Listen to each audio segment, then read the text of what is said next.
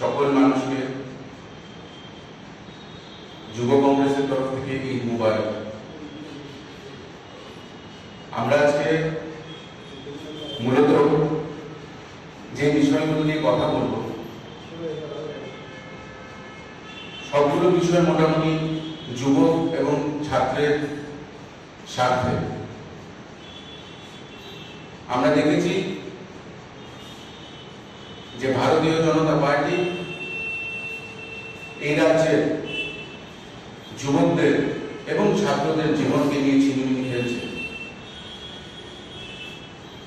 এই রাজ্যের যুবক এবং ছাত্ররা আজ থেকে 9.5 মাস আগে এই ভারতীয় জনতা পার্টি চিহ্নে ভোট দিয়ে তাদেরকে সরকারে বসিয়েছিল।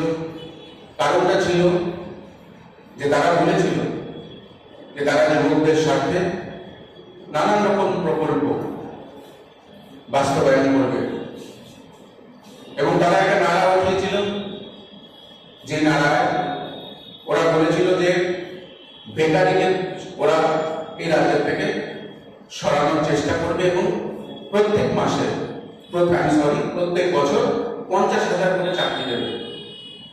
কিন্তু যখন ওরা সরকারে আসলো, আমরা দেখেছি যে 50,000 দূর, তারা ঠিক মতন 5,000 চাকরিও এই রাজ্যে দিতে পারেনি। এবং যে চাকরিগুলো তারা দিয়েছে তার মধ্যেও কিছু চাকরিতে এখনো তাদের অফিসিয়াল নিয়োগপত্র তাদের বাড়িতে, সেই যুবকদের বাড়িতে পৌঁছায়নি। কিছু কিছু জিনিস যেটা ভারতীয় জনতা পার্টি এই রাজ্যে আসার পরে যুবকদের সাথে স্থাপিত করেছে, তা হয়েছে তারা বেকারত্বে রেকর্ড করে দিয়েছে। আজকে ত্রিপুরার বেকারত্ব হার হয়েছে 14.3%, 14.3%, যেটা রেকর্ড। এত বেকারত্ব ত্রিপুরা রাজ্যে কখনো ছিল না। এবং তারা মাইকে বড় বড় কথা বলছে যে প্রত্যেক ঘরে বলে তারা চাকরি দিয়েছে। আমরা দেখেছি যখন রাজ্যের টিএসআর নিয়োগ হচ্ছিল, সেই টিএসআর এর নিয়োগে অত্যন্ত মানের দুর্নীতি হয়েছে এবং যখন এই দুর্নীতির প্রতিবাদে টিএসআর এর পরীক্ষা দেওয়া ছাত্রছাত্রীরা রাস্তায় প্রতিবাদে নেমেছে, তাদেরকে অ্যারেস্ট করা হয়েছে। আমার প্রশ্ন রাজ্যের প্রত্যেকটি যুবককে, 9 বছরে আপনারা নিজেকে প্রশ্ন করবেন যে ভারতীয় জনতা পার্টি আপনাদের জন্য কি করেছে।